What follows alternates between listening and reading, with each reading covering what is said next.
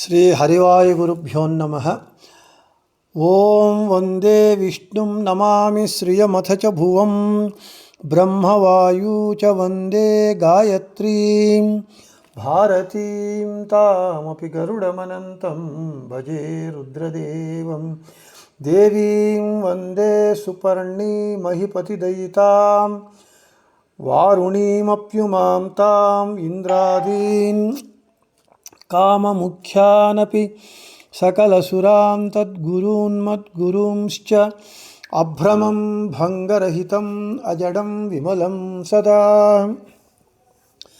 ಆನಂದತೀರ್ಥಮತುಲಂ ಭಜೆ ತಾಪತ್ರಯಾಪಹಂ ಸಾಧಿತಾ ಕಿಲ ಸತ್ತತ್ವಂ ಬಾಧಿತಾ ಕಿಲ ದುರ್ಮತಂ ಬೋಧಿತಾ ಕಿಲ ಸನ್ಮಾರ್ಗಂ ಮಾಧವಾಖ್ಯಯತಿಂ ಭಜೆ. ಸಂಸ್ಥಾನರಕ್ಷಣೆ ಶೂರಾನ್ ಪ್ರಸನ್ನಾನ್ ರಾಘವಾರ್ಚನೆ ಪ್ರಣಮಾಮಿ ಗುರೂನ್ ನಿತ್ಯಂ ಪ್ರಸನ್ನಶೂರಮಾಧವಾನ್ ಪ್ರಸನ್ನಶೂರಮಾಧವ ಕರಾಬ್ಜೋತ್ಥಾನ್ ಯತೀಶ್ವರಾನ್ ವೀರರಾಮರತಾನ್ ವಂದೇ ವಿದ್ಯಾಸಾಗರ ಮಾಧವಾನ್ ಪೃಥ್ವೀಮಂಡಲ ಮಧ್ಯಸ್ಥಾಃ ಪೂರ್ಣಬೋಧಮತಾನುಗಾಃ ವೈಷ್ಣವಾಃ ವಿಷ್ಣುಹೃದಯಾಃ ತಾನ್ ನಮಸ್ಯೆ ಗುರೂನ್ ಮಮ ಆಪಾದಮೌಳಿಪರ್ಯಂತಂ ಗುರುಣಾಮಾಕೃತಿಂ ಸ್ಮರೇತ್ ತೇನ ವಿಘ್ನಾಃ ಪ್ರಣಶ್ಯಂತಿ ಸಿದ್ಧ್ಯಂತಿ ಚ ಮನೋರಥಾಃ. ಶ್ರೀ ವಿದ್ಯಾವಲ್ಲಭಮಾಧವತೀರ್ಥಗುರುಭ್ಯೋ ನಮಃ. ಹರಿ ಓಂ. ಓಂ ವಿಶ್ವಂ ವಿಷ್ಣುರ್ವಷತ್ಕಾರೋ ಭೂತಭವ್ಯಭವತ್ಪ್ರಭುಃ ಭೂತಕೃತ್ ಭೂತಭೃದ್ಭಾವೋ ಭೂತಾತ್ಮ ಭೂತಭಾವನಃ. ನಮ್ಮ ವಿಷ್ಣು ಸಹಸ್ರನಾಮ ಪಾಠದಲ್ಲಿ ನಾವು ನಿನ್ನೆ ದಿನ ಪುರಂದರಃ ಎಂಬುವಂತಹ ಭಗವಂತನ ನಾಮವನ್ನು ಹೇಳಿಕೊಂಡಿದ್ದೇವೆ. ಇವತ್ತು 37ನೇ ಶ್ಲೋಕ. ಅಶೋಕಸ್ತಾರಣಸ್ತಾರಶೂರಶೌರ್ಯರ್ಜನೇಶ್ವರಃ ಅನುಕೂಲಶತಾವರ್ತಃ ಪದ್ಮೀ ಪದ್ಮನಿಭೇಕ್ಷಣಃ.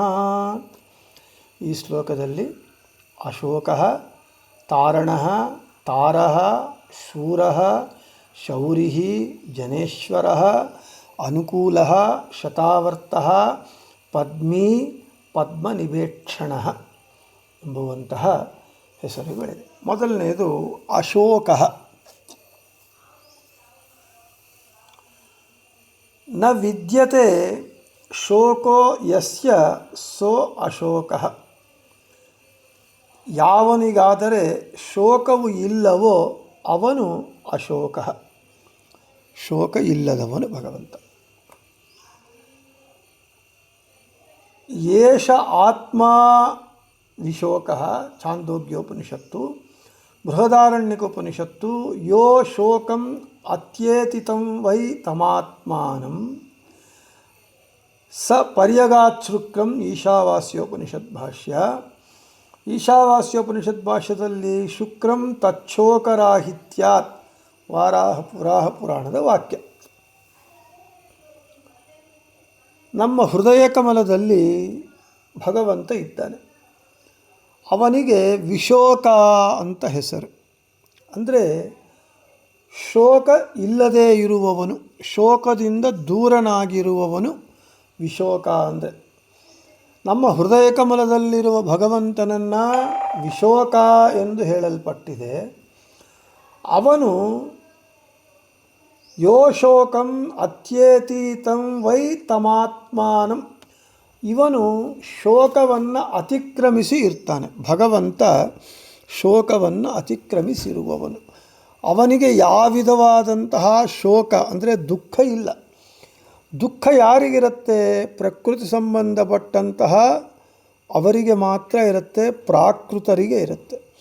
ಭಗವಂತ ಅಪ್ರಾಕೃತನಾದ ಕಾರಣ ಅವನಿಗೆ ಶೋಕ ಎಂಬುವುದೇ ಇಲ್ಲ. ಇನ್ನು ಅವನು ಶುಕ್ರಂ ತಚ್ಚೋಕರಾಹಿತ್ಯಾತ್. ಅವನಿಗೆ ಶೋಕ ಇಲ್ಲದೇ ಇರೋದರಿಂದ ಅವನಿಗೆ ಶುಕ್ರ ಎಂದು ಅವನಿಗೆ ಹೆಸರು ಅಂತ ಹೇಳ್ತಾರೆ. ಅಶ್ಚ ಸುಖಸ್ಯೌಕೋ ವಾ ಪೂರ್ಣತ್ವಾತ್ ಅಹ ಶಂ ಸುಖಂ ತಸ್ಯ ವೋಕಃ ಆಶ್ರಯಃ ಶೋಕಃ ಶಕಾರೋತ್ತರಾಕಾರಸ್ಯ ಲೋಪಃ ವೋಕಃ ಸದ್ಮಾಶ್ರಯಶ್ಚೌಕಾಃ ಇತ್ಯದಂತೋಪ್ಯಸ್ತಿ ವೋಕಶಬ್ದಃ ಅಶ್ಚಾಸೌ ಶೋಕಶ್ಚ ಅಶೋಕಃ. ಭಗವಂತನು ಅಶ್ಚ ಸುಖಸ್ಯೌಕೋವ ಪೂರ್ಣತ್ವಾತ್, ಅವನು ಪೂರ್ಣನಾದ್ದರಿಂದ ಅಹಾ ಎಂದು ಕರೆಯಲ್ಪಡ್ತಾನೆ.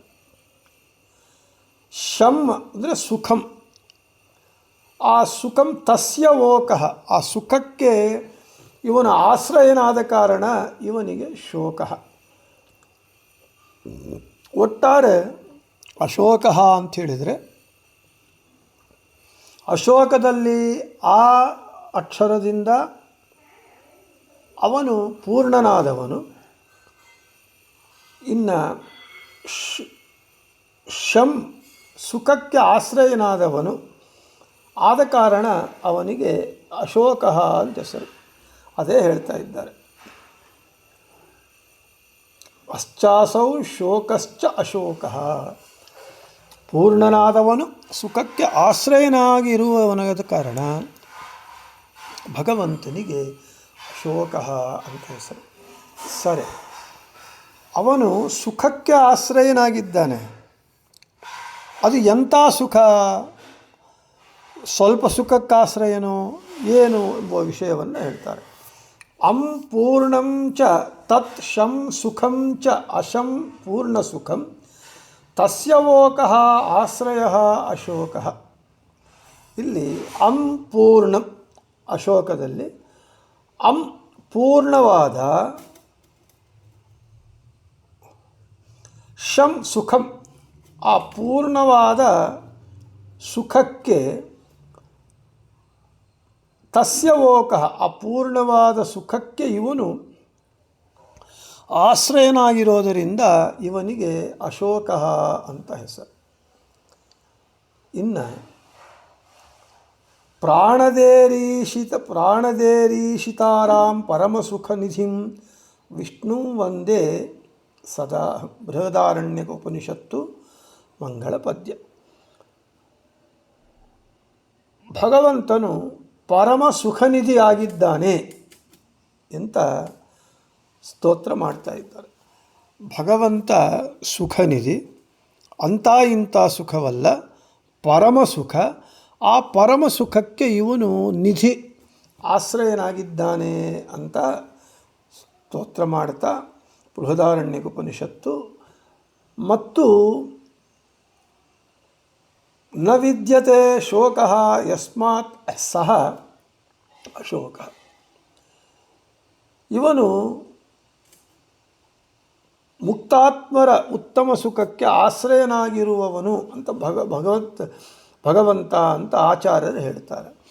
ಮುಕ್ತಾತ್ಮರು ಅಂದರೆ ಸಂಸಾರ ಬಂಧನದಿಂದ ಮುಕ್ತರಾದವರು, ಅಂದರೆ ಅವರು ತಮ್ಮದೇ ಆದ ಶಾಶ್ವತವಾದ ಶುದ್ಧವಾದ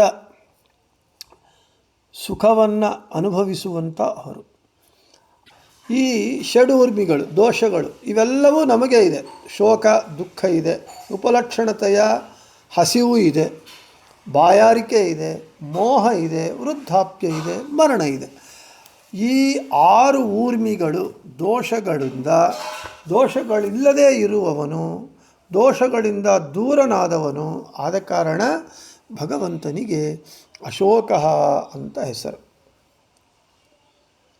ಅಶ್ನಂತಿ ಸುಖ ದುಃಖೇ ಇತಿ ಅಶಾ ಜೀವಾಃ ತೇಷಾಂ ವೋಕಃ ಆಶ್ರಯಃ ಅಶೋಕಃ.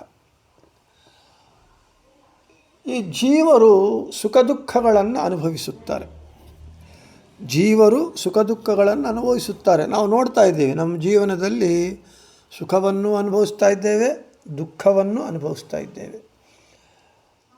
ಈ ನಾವು ಜೀವರೆಲ್ಲರೂ ಯಾರನ್ನು ಆಶ್ರಯ ಹೊಂದಿದ್ದೇವೆ ಅಂದರೆ ಭಗವಂತನನ್ನೇ ಆಶ್ರಯ ಹೊಂದಿದ್ದೇವೆ. ಇಂತಹ ಸುಖ ದುಃಖಗಳನ್ನು ಅನುಭವಿಸುವ ಜೀವರಿಗೆ ಆಶ್ರಯನಾಗಿರೋದರಿಂದ ಭಗವಂತನಿಗೆ ಅಶೋಕಃ ಅಂತ ಹೆಸರು. ನ ಶೇರತೆ ಇತ್ಯಶಾಹ ನಿದ್ರಾರಹಿತಾಃ ದೇವಾಃ ಶಯಾನೇಶಃ ಸಮಾಖ್ಯಾತಃ ಏಕಾಕ್ಷರಕೋಶ ತೇಷಾಂ ಉತ್ಕೃಷ್ಟಂ ಕಂ ಸುಖಂ ಯಸ್ಮಾತ್ ಸಹ ಅಶೋಕಃ. ನ ಶೇರತೆ ಇತ್ಯಶಾಹ, ಇವನಿಗೆ ದೇವತೆಗಳು ನಿದ್ರಾರಹಿತರು. ದೇವತೆಗಳಿಗೆ ನಿದ್ದೆ ಎಂಬುದೇ ಇಲ್ಲ, ನಿದ್ರಾರಹಿತರು. ಇನ್ನು ಅಂತಹ ದೇವತೆಗಳಿಗೆ ಇವನು ತೇಷಾಂ, ನಿದ್ರಾರಹಿತರಾದ ದೇವತೆಗಳಿಗೆ ತೇಷಾಂ ಉತ್ಕೃಷ್ಟಂ ಕಂ ಸುಖಂ, ಉತ್ಕೃಷ್ಟವಾದ ಸುಖವು ಯಾರಿಂದ ಆಗುತ್ತದೋ ಅವನು ಅಶೋಕಃ. ನಿದ್ರಾರಹಿತರಾದ ದೇವತೆಗಳಿಗೆ ಉತ್ಕೃಷ್ಟವಾದ ಆನಂದವು ಭಗವಂತನಿಂದ ಆಗತ್ತೆ. ಆದ ಕಾರಣ ಭಗವಂತನಿಗೆ ಅಶೋಕಃ ಅಂತ ಹೆಸರು. ಇನ್ನು ನ ಶೇತೆ ಇತ್ಯಶಃ ಉತ್ಕೃಷ್ಟಂ ಕಂ ಯಸ್ಯ ಸಹ ಉಕಃ ಅಶಶ್ಚಾಸೌ ಉಕಶ್ಚ ಅಶೋಕಃ. ಇವನು ನಿದ್ರಾರಹಿತನು. ನ ಶೇತೆ ಇತ್ಯಶಃ, ನಿದ್ದೆ ಇಲ್ಲದವನು.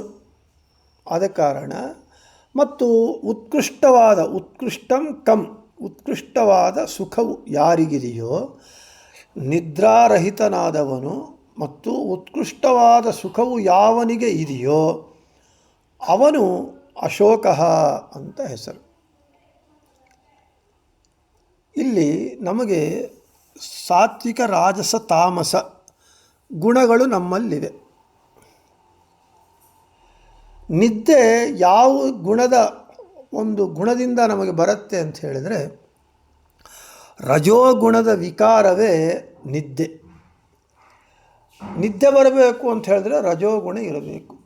ಆದರೆ ಭಗವಂತ ಅಪ್ರಾಕೃತನಾದ ಕಾರಣ, ಅವನ ಪ್ರಕೃತಿ ಸಂಬಂಧವೇ ಇಲ್ಲದ ಕಾರಣ, ಅವನಿಗೆ ರಜೋಗುಣ ಇಲ್ಲದ ಕಾರಣ ಅವನಿಗೆ ನಿದ್ದೆ ಇಲ್ಲ. ಆದರೆ ಅವನು ಸದಾ ಉತ್ಕೃಷ್ಟವಾದ ಆನಂದವುಳ್ಳವನಾಗಿದ್ದಾನೆ. ಆ ಆನಂದ ಎಂಬುದು ಉತ್ಕೃಷ್ಟವಾದದ್ದು, ಆ ಆನಂದ ಎಂಬುದು ಪೂರ್ಣವಾದದ್ದು. ಆ ಆನಂದ, ಆ ಉತ್ಕೃಷ್ಟವಾದ ಪೂರ್ಣವಾದ ಆನಂದ ಎಷ್ಟು ಕಾಲ ಇರುತ್ತೆ ಅಂತ ಹೇಳಿದರೆ, ಇಷ್ಟು ಕಾಲ ಅಂತ ಅದಕ್ಕೆ ಮಿತಿನೇ ಇಲ್ಲ. ಯಾವಾಗಲೂ ಆನಂದ ಉಳ್ಳವನಾಗಿದ್ದಾನೆ. ಅವನು ಸದಾ ಉತ್ಕೃಷ್ಟವಾದ ಆನಂದವನ್ನು ಉಳ್ಳವನಾಗಿದ್ದಾನೆ. ಆದ ಕಾರಣ ಅವನಿಗೆ ಅಶೋಕ. ಇನ್ನು ಅಧಿಕಂ ಶಂ ಯಸ್ಯ ಸಹ ಅಶಃ ಅಧಿಕಾನಂದ ಉತ್ಕೃಷ್ಟ ಕರ್ತ ಉಕಃ. ಅಧಿಕ ಆನಂದವುಳ್ಳವನು ಮತ್ತು ಉತ್ಕೃಷ್ಟನಾದ ಕರ್ತೃ ಆಗಿರುವವನು. ಭಗವಂತನ ಆನಂದ ಅತ್ಯಧಿಕವಾದದ್ದು. ಎಲ್ಲರಕ್ಕಿಂತ ಅಧಿಕವಾದ ಆನಂದವುಳ್ಳವನಾಗಿದ್ದಾನೆ. ಅವನಿಗಿರುವ ಆನಂದಕ್ಕಿಂತ ಇನ್ನು ಯಾರಿಗೂ ಹೆಚ್ಚು ಆನಂದವಿಲ್ಲ. ಅವನದೇ ಟಾಪ್ ಮೋಸ್ಟ್ ಹೈಯೆಸ್ಟ್ ಆನಂದ. ಎಲ್ಲರಕ್ಕಿಂತ ಅಧಿಕವಾದ ಆನಂದವುಳ್ಳವನು ಮತ್ತು ಉತ್ಕೃಷ್ಟವಾದ ಕರ್ತೃವೂ ಆಗಿದ್ದಾನೆ. ಆ ಕರ್ತೃತ್ವ ಭಗವಂತನಿಗಿರುವಷ್ಟು ಉತ್ಕೃಷ್ಟವಾದ ಕರ್ತೃತ್ವ, ಅವನು ಮಾಡಿದಷ್ಟು ಕಾರ್ಯ, ಅವನಿಗಿರುವಷ್ಟು ಕರ್ತೃತ್ವ ಸಾಮರ್ಥ್ಯ ಈ ಜಗತ್ತಿನಲ್ಲಿ ಯಾರಿಗೂ ಇಲ್ಲ. ಯಾಕೆ? ಅವನು ಈ ಜಗತ್ತಿನ ಸೃಷ್ಟಿ, ಸ್ಥಿತಿ, ಸಂಹಾರ, ನಿಯಮನ, ಬಂಧ, ಜ್ಞಾನ, ಅಜ್ಞಾನ, ಮೋಕ್ಷ ಎಂಬ ಅಷ್ಟ ಕಾರ್ಯಗಳನ್ನು ಅವನೇ ಮಾಡ್ತಾ ಇದ್ದಾನೆ. ಆದ ಕಾರಣವೇ ಅವನು ಭಗವಂತನಾಗಿದ್ದಾನೆ. ಅವನ ಕರ್ತೃತ್ವ ಉತ್ಕೃಷ್ಟವಾದದ್ದು. ಅಂತಹ ಕರ್ತೃತ್ವ ಇನ್ನು ಯಾರಿಗೂ ಇಲ್ಲ. ಆದ ಕಾರಣ ಅಧಿಕವಾದ ಆನಂದವುಳ್ಳವನು ಉತ್ಕೃಷ್ಟವಾದ ಕರ್ತೃವಾಗಿದ್ದಾನೆ ಅಥವಾ ಕರ್ತೃತ್ವ ಉಳ್ಳವನಾಗಿದ್ದಾನೆ. ಆದ ಕಾರಣ ಭಗವಂತನಿಗೆ ಅಶೋಕ ಅಂತ ಹೆಸರು. ಇನ್ನು ಜಿಜ್ಞಾಸೆ. ನಮಗೆ ಸ್ವಪ್ನ ಬೀಳಬೇಕು ಅಂತ ಹೇಳಿದರೆ ನಿದ್ದೆ ಬರಬೇಕು. ನಿದ್ದೆಯಲ್ಲಿ ನಾವು ಸ್ವಪ್ನಗಳು ಕಾಣ್ತಾ ಇರ್ತೇವೆ.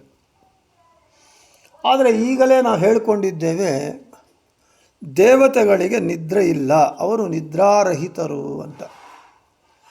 ಆದರೆ ನೀವು ಮತ್ತೂ ಹೇಳ್ತೀರಿ, ಪ್ರಳಯ ಕಾಲದಲ್ಲಿ ಭಗವಂತನ ಉದರದಲ್ಲಿ ಎಲ್ಲರೂ ನಿದ್ದೆ ಮಾಡ್ತಾರೆ ಅಂತ ಶಾಸ್ತ್ರ ಹೇಳುತ್ತೆ. ಆದ ಕಾರಣ ನಿದ್ದೆ ಇಲ್ಲದೆ ಇರೋದರಿಂದ ಅವರು ಸ್ವಪ್ನಗಳನ್ನು ಪಡೆಯುವುದಿಲ್ಲ, ಅಸ್ವಪ್ನರು ಅಂತ ಹೇಳುವುದು ಹೇಗೆ ಅಂತ. ಅದಕ್ಕೆ ಸಮಾಧಾನ, ದೇವತೆಗಳಿಗೆ ಪ್ರಳಯ ಕಾಲದಲ್ಲಿ ಈ ದೇಹನಾಶರೂಪವಾದ ಮರಣವಿರುತ್ತೆ. ಮರಣವಿದ್ದರೂ ಅವರಿಗೆ ಅಮರರು ಎಂಬ ಹೆಸರು ನಮ್ಮಂತೆ ಅವರಿಗೆ ಇದೆ, ಅಮರರು ಅಂತಿದೆ. ಅಮರರು ಅಂದರೆ ಮರಣ ಇಲ್ಲದೇ ಇರುವವರು. ಆದರೆ ಪ್ರಳಯ ಕಾಲದಲ್ಲಿ ದೇವತೆಗಳ ದೇಹಗಳಿಗೂ ನಾಶವಿದೆ ಇದ್ದರೂ ನಮ್ಮಂತೆ ಅವರಿಗೆ ಮರಣವಿಲ್ಲದ ಕಾರಣ ಅವರಿಗೆ ಅಮರರು ಅಂತ ಹೆಸರು. ಅದರಂತೆ ಹಾಗೆ ಅವರಿಗೆ ನಮ್ಮಂತೆ ನಿದ್ದೆ ಇಲ್ಲದೇ ಇರೋದರಿಂದ ಅವರು ಅಸ್ವಪ್ನರು, ಸ್ವಪ್ನ ಬೀಳದೇ ಇರುವವರು ಎಂಬ ಹೆಸರು ಅವರಿಗೆ ಯುಕ್ತವಾಗಿದೆ ಅಂತ ಹೇಳ್ತಾ, ಇನ್ನು ಬೃಹತಿ ಸಹಸ್ರದ ಪ್ರಕಾರ ಓಂ ಅಶೋಕಾಯ ನಮಃ.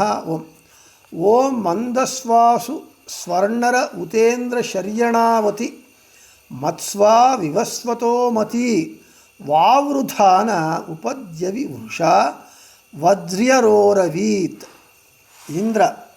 ಇಂದ್ರನೇ ಸುಸ್ವರ್ಣರೆ ಸುಖಿ ಪುರುಷರುಳ್ಳ ಶರ್ಯಣಾವತಿ ಯಜ್ಞದಲ್ಲಿ ಮಂದಸ್ವ ಆನಂದ ಅನುಭವಿಸು. ಉತ ಮತ್ತು ವಿವಸ್ವತಃ ಕಾಂತಿಯುಳ್ಳ ಯಜಮಾನನಿಗೆ ಮತಿ ಸದ್ಬುದ್ಧಿಯನ್ನು ಮತ್ಸ್ವ ಕೊಡು. ವಜ್ರಧರನಾಗಿ ವೃಷಾ ಅಭೀಷ್ಟ ಮಳೆಗರೆವ ಇಂದ್ರನು ದ್ಯವಿ ಸ್ವರ್ಗದ ತನಕ ಚೆನ್ನಾಗಿ ವಾವೃಧಾನ ಬೆಳೆಯುತ್ತಾ ಅರೋರವೀತ್ ಆನಂದದಿಂದ ಕೇಕೆ ಹಾಕಿದನು ಅಂತ. ಸುಖವಾಗಿರುವವನು ಇನ್ನೊಬ್ಬರಿಗೆ ಸುಖವಾಗಲಿ ಅಂತ ಬಯಸ್ತಾನೆ. ಇನ್ನು ಸುಖಿಯಾದವನು ಲೋಕ ಕಲ್ಯಾಣಕ್ಕಾಗಿ ಯಜ್ಞಗಳನ್ನು ಮಾಡ್ತಾನೆ. ಯಾರು ಲೋಕ ಕಲ್ಯಾಣಕ್ಕಾಗಿ ಯಜ್ಞಗಳನ್ನು ಮಾಡ್ತಾರೋ, ಏ ಹರಿ, ನೀನು ಅಲ್ಲಿಗೆ ಬಂದು ನಾವು ಕೊಡುವ ಹವಿಸ್ಸುಗಳನ್ನು ಸ್ವೀಕರಿಸಿ ಆನಂದವನ್ನು ಅನುಭವಿಸು. ಈ ಯಜ್ಞ ಮಾಡುವ ಯಜಮಾನನಿಗೆ ಸದ್ಬುದ್ಧಿಯನ್ನು ಕೊಡು. ಆಗ ಇಂದ್ರ ಎಂದು ಕರೆಯಲ್ಪಡುವಂತಹ ಹರಿ ವಜ್ರಾಯುಧವನ್ನು ಧರಿಸಿ ಶತ್ರುಗಳನ್ನು ಸಂಹರಿಸಿ ಅಭೀಷ್ಟಗಳನ್ನೆಲ್ಲ ಕೊಡ್ತಾ ಮಳೆಗರಿತಾ ಸ್ವರ್ಗದ ತನಕ ಬೆಳೀತಾನೆ. ಹೀಗೆ ಭಗವಂತ ಬೆಳೆಯುತ್ತಾ ಕೇಕೆ ಹಾಕಿ ಸಂತೋಷವಾಗಿದೆ ಅಂತ ತಿಳಿಸ್ತಾನೆ ಅಂತ ಹೇಳ್ತಾ, ಇನ್ನು ನ ವಿದ್ಯತೆ ಶೋಕೋ ಯಸ್ಯ ಇತಿ ನಿರುಕ್ತೇ ಅಶೋಕ ಮೂರ್ತಿರತ್ರ ವರ್ಣಿತಃ. ಯಾವನಿಗೆ ಶೋಕವು ಇಲ್ಲವೋ ಅವನು ಅಶೋಕ ಶಬ್ದವಾಚ್ಯನು, ಅಶೋಕ ನಾಮ ಉಳ್ಳವನು ಅಂತ ಹೇಳಿದಲ್ಲಿ ಅಶೋಕ ನಾಮವನ್ನು ಮುಗಿಸಿ, ಇನ್ನು ಈ ಶ್ಲೋಕದಲ್ಲಿ ಎರಡನೆಯದಾದಂತಹ ತಾರಣ ಎಂಬುವಂತಹ ನಾಮವನ್ನು, ಈ ತಾರಣ ನಾಮಕ್ಕೂ ವಿಶೇಷವಾಗಿ ಹೆಚ್ಚು ವ್ಯಾಖ್ಯಾನಗಳು ಪ್ರಮಾಣಗಳಿದೆ. ಅವುಗಳನ್ನೆಲ್ಲ ನಾಳೆ ಹೇಳಿಕೊಳ್ಳೋಣ ಅಂತ ಹೇಳ್ತಾ, ಶ್ರೀಕೃಷ್ಣಾರ್ಪಣಮಸ್ತು ಮಧ್ವೇಶಾರ್ಪಣಮಸ್ತು. ಎಲ್ಲರಿಗೂ ಶುಭಮಸ್ತು.